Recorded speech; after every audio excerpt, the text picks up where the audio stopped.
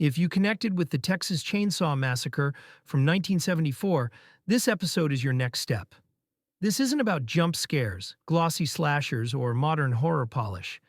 These are gritty films that trade spectacle for raw atmosphere, uncomfortable realism, and the creeping sense that something has gone very wrong, somewhere far from help. Each movie takes a different approach, but they all tap into the same feeling. Grounded, mean-spirited horror that lingers long after the credits roll. If that's what pulled you into Texas Chainsaw, these are the films you should be watching next. The Last House on the Left, 1972. Two teenage girls set out for a night of freedom and music, only to vanish into the woods. Escaped convicts abduct them, inflicting a prolonged, shocking terror before murder strikes. Fate intervenes when the killers find shelter at one victim's parents' home, and what follows is a brutal reckoning of vengeance and desperation. David Hess dominates as the gang's unhinged leader, his charisma making the cruelty all the more compelling. The small, grainy 16mm production adds a documentary-like realism to every chase, scream, and act of violence, while the non-professional supporting cast enhances the feeling that anything could happen. The pacing jolts the audience. Harrowing assaults collide with occasional, almost jarring moments of inept law enforcement, keeping viewers off balance. By the time revenge erupts, there's no clean resolution, only savage payback that feels earned, inevitable, and exhausting. It's a film that refuses comfort. The Last House on the Left is raw, divisive, and morally uncomfortable, a test of endurance as much as a horror film. Its flaws are inseparable from its power, making it a landmark of shock cinema that continues to provoke discussion decades later. Deranged, 1974. In the quiet Midwest, a lonely man named Ezra Cobb lives under the shadow of his domineering mother. When she dies, Ezra cannot let go, literally. He exhumes her corpse, and soon begins a grotesque spree of grave robbing and murder, fashioning a macabre world from the remains of the dead. Directed by Alan Ormsby and Jeff Gillen, Deranged is loosely based on the crimes of Ed Gein, the same real-life killer who inspired Psycho and the Texas Chainsaw Massacre. Roberts Blossom delivers a haunting performance as Ezra, capturing both his childlike awkwardness and his descent into monstrous obsession. The film doesn't hold back on its grim details, using stark rural settings and practical effects to build an atmosphere of decay. The makeup, supervised by Tom Savini, is especially unsettling, giving the corpses a disturbingly lifelike presence. Unlike more sensationalized takes on the Gein story, Deranged plays almost like a grim docudrama, with a narrator guiding viewers through Ezra's crimes. This approach gives the film a chilling realism that makes it linger long after the credits roll. Often overshadowed by its more famous counterparts, Deranged remains one of the most disturbing and authentic interpretations of America's most infamous grave robber. Eaten Alive, 1976.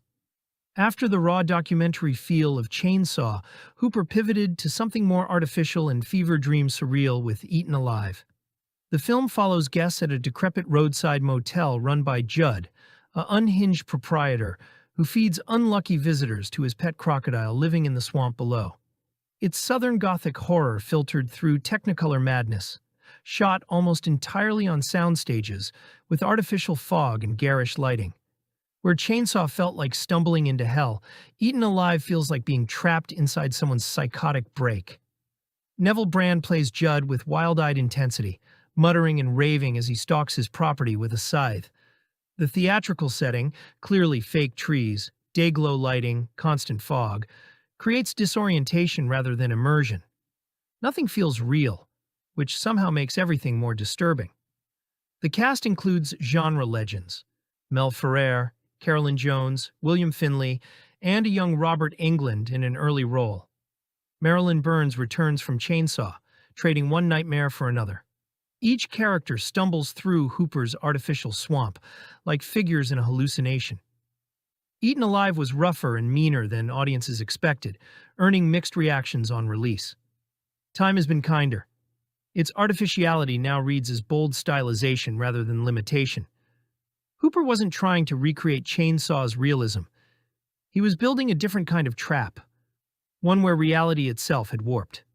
The film remains a strange, unnerving detour in his filmography, proof that his vision could be just as unsettling when filtered through theatrical madness. Tourist Trap, 1979. Tourist Trap is one of the great underappreciated horror films of the late 1970s. A strange, surreal blend of slasher terror, supernatural horror, and pure nightmare logic. Released in 1979, it feels like a dream you might have rented by accident. Familiar at first, but getting stranger with every scene until you can't quite believe what you're watching. The story follows a group of friends stranded on a lonely stretch of highway after their car breaks down. They stumble upon a rundown roadside attraction, a wax museum filled with eerie mannequins, and meet the friendly but unsettling owner, Mr. Slauson. From there, the film takes a hard turn into madness as the mannequins start to move on their own, and something unseen begins picking off the visitors one by one. Director David Schmoller, in his debut, brings a dreamlike atmosphere that sets Tourist Trap apart from other late 70s slashers. The sound design alone is enough to get under your skin. The creaking mannequins, the warped voices, and the haunting score by Pino Donaggio, who also worked on Carrie and Don't Look Now. Everything feels slightly off, like reality is bending just out of sight. What makes it special is how unpredictable it is. It shifts from creepy to tragic to downright bizarre, all while keeping a strange emotional core. Chuck Connors' performance as Slauson is both sympathetic and terrifying. A lonely man surrounded by his family of lifeless figures, drifting further into delusion. When Tourist Trap hit home video, it became a word-of-mouth favorite, the kind of movie people would stumble across late at night and never forget. It's eerie, imaginative, and way more artistic than its title suggests. Tourist Trap is pure nightmare fuel, a surreal roadside detour into the uncanny, where the mannequins never stop watching, and escape feels like another illusion. The Hills Have Eyes, 1977. A family traveling across the Nevada desert becomes stranded after their trailer breaks down. Isolated and exposed, they're hunted by a clan of cannibals mutated by nuclear testing. Survival demands adaptation, and the line between victim and aggressor begins to blur in the relentless wasteland. Michael Berryman's Pluto is unforgettable, a physical, almost hypnotic presence that embodies the terror of the desert mutants. Russ Grieve and John Stedman make the family feel authentically ordinary, which amplifies the horror as their transformation into fighters becomes desperate and bloody. Craven uses the barren landscape itself as a weapon. Endless stretches of sand leave no escape, every ridge a potential threat. The attackers aren't mindless. They communicate, plan, and exploit weakness, turning each encounter into a tense game of survival that never feels staged. The Hills Have Eyes is stripped down primal horror. Every death hurts, because the stakes feel tangible. Every moment of survival is earned. Craven's control over tension and atmosphere makes it a lean, focused, and enduring classic of 70s exploitation horror. Mother's Day, 1980. Three friends head into the New Jersey wilderness for a weekend reunion, expecting laughter and nostalgia. Instead, they stumble into the clutches of two deranged brothers and their sadistic mother, who rules over them with twisted devotion. What begins as a camping trip quickly spirals into a nightmare of cruelty, survival, and bloody revenge.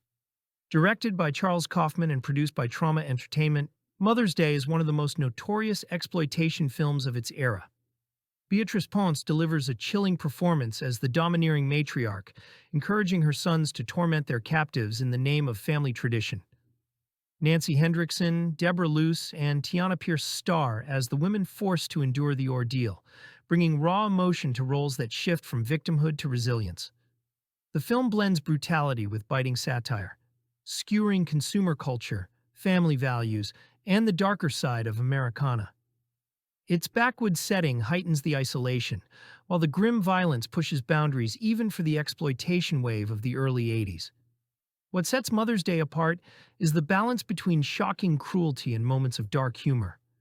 Kaufman creates a film that's as grotesque as it is absurd, leaning into the extremes of horror while planting seeds of commentary beneath the blood and grime. Reviled by critics on release but embraced by cult audiences, Mother's Day remains a disturbing yet fascinating entry in 1980 horror. It's a film that dares viewers to look at family bonds twisted into something monstrous.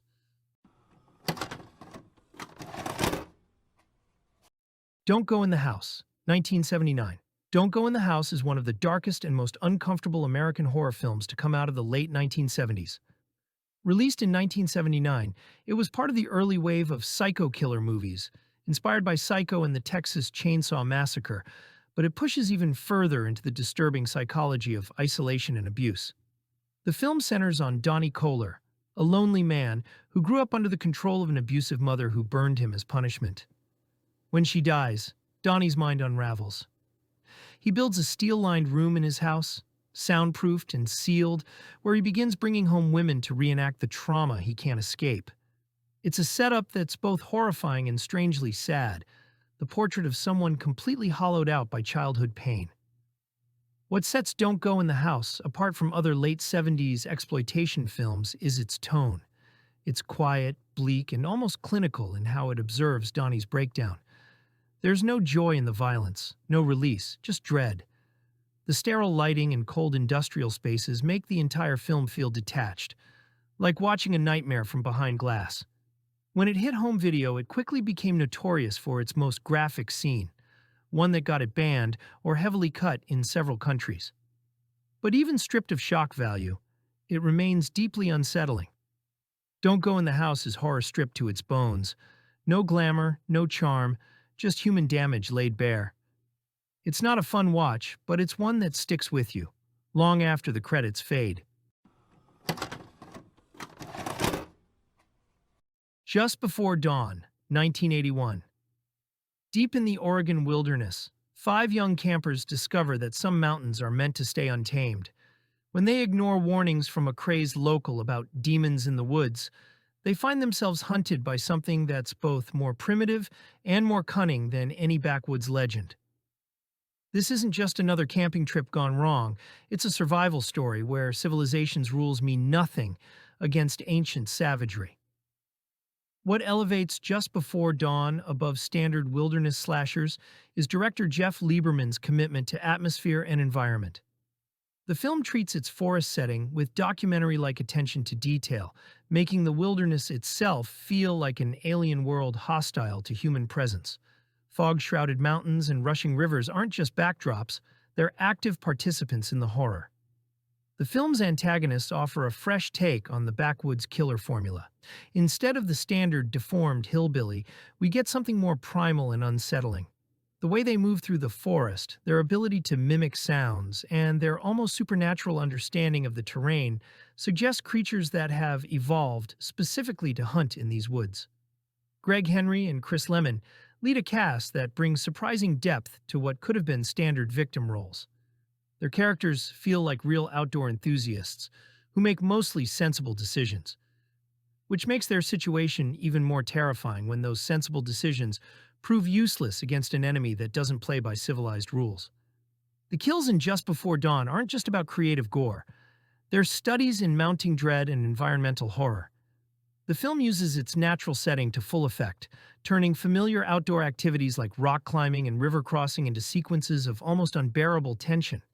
The finale, featuring one of horror's most unique methods of defeating a killer, proves that sometimes survival requires embracing our own primitive instincts. Just Before Dawn reminds us that nature isn't just indifferent to human presence. Sometimes it actively works to expel us, using tools that have been waiting in the mountains since before we learned to make fire.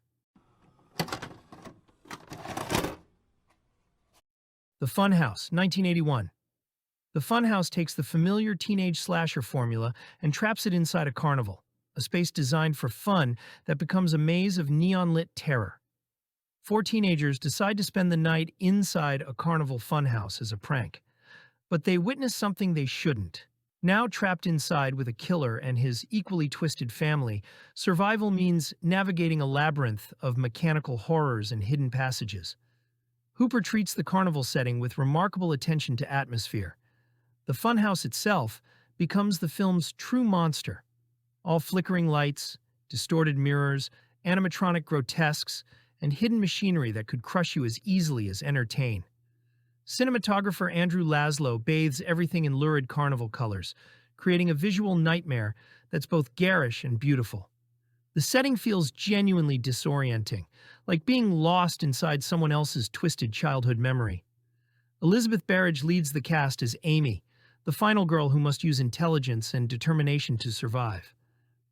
The supporting teens feel like real people rather than slasher archetypes, which makes their predicament more affecting. Sylvia Miles brings carnivalesque menace as the fortune teller, while the deformed killer, credited as the monster, is played with tragic animalistic intensity. Unlike the raw brutality of Chainsaw or the gothic elegance of Salem's Lot, the Funhouse represents Hooper exploring pure cinematic craft. The film moves with patience, building dread through environment and suggestion before unleashing violence. It's a reminder that Hooper could work within genre conventions while still making something distinctly his own. Maniac, 1980. William Lustig's Maniac is grimy New York slasher horror that feels genuinely dangerous. Joe Spinell plays Frank Zito, a disturbed loner who stalks and kills women across the city, scalping victims to decorate the mannequins filling his squalid apartment.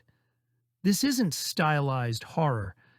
It's unflinching, uncomfortable, and shot with documentary-like immediacy through the city's most decrepit locations, making Frank pathetic and terrifying simultaneously. He's not a supernatural force or masked icon, but a damaged human whose psychological trauma manifests as brutal violence. The film never glamorizes his actions, instead presenting them as squalid and sad, making the horror feel more real and disturbing. Tom Savini's gore effects are spectacular and shocking, particularly the shotgun to the head sequence where Savini himself plays the victim. The effects emphasize violence's impact rather than celebrating it, creating genuine discomfort. The film's most unsettling element isn't the carnage, but Frank's mundane existence between attacks. His lonely apartment, his fractured conversations with mannequins, his desperate attempts at normalcy. Maniac arrived during the early 80s slasher boom, but stands apart through its refusal to sanitize or stylize. Its exploitation that feels genuinely exploitative, a film that generates controversy through unflinching grimness rather than empty provocation. Lustig created something deeply unpleasant but undeniably effective, New York City horror at its most raw and uncompromising. If you love discovering forgotten horror and cult cinema, hit that like button and subscribe for more deep dives into the films time forgot. Thanks for watching, and remember, always be kind and rewind, because every movie is someone's favorite.